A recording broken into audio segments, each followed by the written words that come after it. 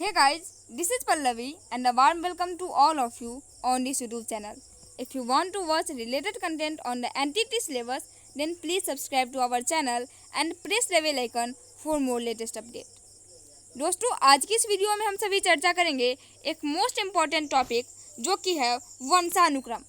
बाल विकास वंशानुक्रम के विभिन्न सिद्धांतों पर चर्चा करेंगे कि वंशानुक्रम के विभिन्न सिद्धांत क्या है। इससे पहले हम एक मोटिवेशनल कोट को देखने का प्रयास करते हैं कि यह मोटिवेशनल कोट क्या कहता है। इतिहास लिखने के लिए कलम नहीं, हौसलों की ज़रूरत होती है।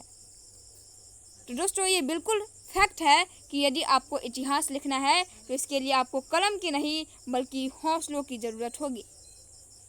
यदि कलम आपके पास है और हौसला नहीं है तो आप इतिहास लिखने में नाकाम रह जाइएगा, क्योंकि आज के समय में कलम तो बहुत लोगों के पास है और अधिक संख्या में है, लेकिन हौसला सभी के पास नहीं होती।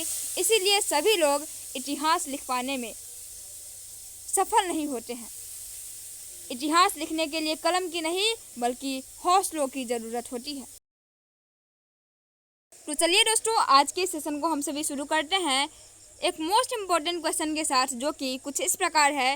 वंशानुक्रम के विभिन्न नियमों का उल्लेख कीजिए। वंशानुक्रम के विभिन्न नियमों का उल्लेख कीजिए। वंशक्रम मनोवैज्ञानिकों तथा जीव वैज्ञानिकों के लिए अत्यंत रोचक और रहस्यमय विषय है। अत्यंत रोचक और रहस्यमय विषय है वंशक्रम। आज हम सभी वंशक्रम के 6 नियमों पर चर्चा करेंगे। इसमें पहला नियम है समानता का नियम। पहला नियम क्या है दोस्तों? समानता का नियम। दूसरे नंबर पर है प्रत्यागमन का नियम। तीसरे नंबर पर बीज कोश की निरंतरता का नियम, फिर विभिन्नता का नियम, मेंडल का नियम और सबसे अंत में हम सभी चर्चा करेंगे अर्जित गुणों के संक्रमण का नियम। तो चलिए अब हम सभी शुरू करते हैं समानता के नियम पर डिस्कशन। समानता का नियम किसे कहते हैं? समानता का नियम क्या है जो वंशक्रम के लिए जरूरी है? इस नियम के अनुसार माता पिता के समान ही उनके बच्चे होते हैं। सोरेन सेन के अनुसार बुद्धिमान माता पिता के बुद्धिमान और साधारण माता पिता के बच्चे साधारण होते हैं। साथ ही साथ मंदबुद्धि माता पिता के बच्चे मंदबुद्धि होते हैं। इसी प्रकार शारीरिक रचना की दृष्टि में भी बच्चे माता पिता के समान ही होते हैं। यह है समानता का नियम। दूसरे नंबर पर आता है प्रत्यागमन का नियम। इस नियम के अनुसार बालक में अपने माता पिता के गुण के विपरीत गुण पाए जाते हैं।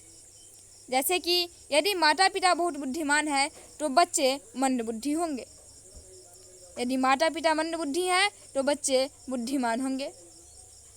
सोरेन सेन के अनुसार ही बहुत प्रभावशाली माता पिता के बच्चों में कम प्रतिभा होने की प्रवृत्ति होती है। सोरेन सेन के अनुसार ही प्रत्यागता के नियम के हिसाब से बहुत प्रभावशाली माता पिता के बच्चों में कम प्रतिभा होने की प्रवृत्ति होती है और निम्न कोटि के माता पिता के बच्चों में कम निम्न कोटि की प्रवृत्ति होने की प्रत्यागमन के नियम के आधार पर ऐसा होता है। प्रकृति का नियम यह है कि वह विशिष्ट गुणों के बजाय सामान्य गुणों का अधिक वितरण करके एक जाति के प्राणियों को एक ही जीवन स्तर पर रखने का प्रयास करती है। इसी नियम के अनुसार बालक अपने माता पिता के विशिष्ट गुणों का त्याग करके सामान्य गुणों को ग्रहण करता है। आगे है बीज कोश के निरंतरता का नियम, law of continuity of germplasm. इस नियम के अनुसार बालक को जन्म देने वाले बीज कोश कभी नष्ट नहीं होता। इस नियम के प्रतिपादक वीजमैन है और वीजमैन के नाम के ऊपर ही बीज कोश की निरंतरता का नियम रखा गया है। इनके अनुसार बीज कोश का कार्य केवल उत्पादक कोषों जर्म सेल्स का निर्माण करना है। जो बीज कोश बालक को अपने माता पिता से मिलता है उसे वह अगली पीढ़ी को हस्तांतरित कर देता है। इस प्रकार बीज कोश पीढ़ी दर पीढ़ी चलता रहता है। बीएन झा के अकॉर्डिंग इस प्रिंसिपल के अनुसार माता पिता बालक के जन्मदाता न होकर केवल बीज कोश का संरक्षक होते हैं, जिसे वे अपने संतान को देते हैं। वीजमैन का सिद्धांत न तो वंशानुक्रम की संपूर्ण प्रक्रिया की व्याख्या करता है और न ही संतोषजनक है। यह मत वंशानुक्रम की संपूर्ण प्रक्रिया की व्याख्या न कर पाने के कारण अमान्य है। आगे है विभिन्नता का नियम। भिन्नता के नियम को प्रतिपादित करने वालों में डार्विन और लैमार्क ने अनेक प्रयोगों तथा विचारों द्वारा यह मत प्रकट किया है कि उपयोग न करने वाले अवयव तथा विशेषताओं का लोप आगामी पीढ़ियों में हो जाता है। नवोत्पत्ति तथा प्राकृतिक चयन द्वारा वंशक्रमीय विशेषताओं का उन्नयन होता है।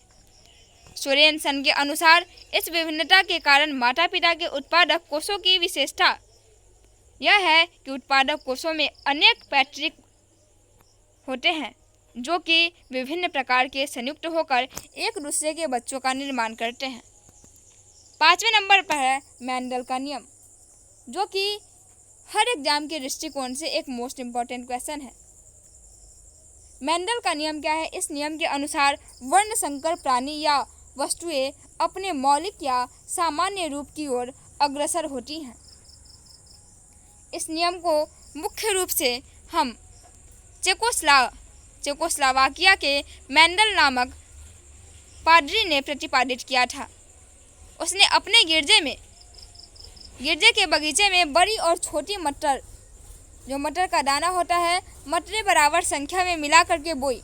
उगने वाली मटरों में सब वर्ण संकर जाति की थी। मेंडल ने इस वर्ण संकर मटरों को फिर बोया और इस प्रकार उसने उगने वाली मटरों का कई बार बोया। अंत में उसे ऐसी मटरें मिली जो वर्ण संकर होने के बजाय शुद्ध थी। अपने प्रयासों के आधार पर मेंडल ने यह सिद्धांत प्रतिपादित किया कि वर्ण संकर प्राणी या वस्तुएं अपनी मौलिक या सामान्य रूप की ओर अग्रसर होती हैं। यही सिद्धांत मेंडलवाद के नाम से प्रसिद्ध हुआ है। लास्ट टॉपिक है अर्जित गुणों के आधार पर संक्रमण का नियम, law of transmission of acquired traits.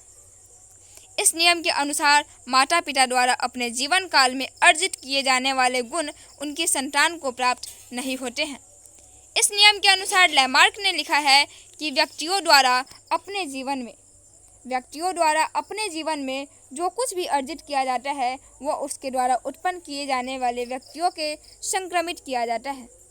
आधुनिक युग में विकासवाद या अर्जित गुणों के संक्रमण का सिद्धांत स्वीकार नहीं किया जाता है।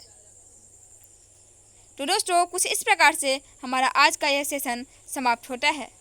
हम फिर मिलेंगे अगले वीडियो में किसी नए टॉपिक के साथ। तब तक आप सभी अपना ध्यान रखें। Thanks for watching this video till and thank you so much.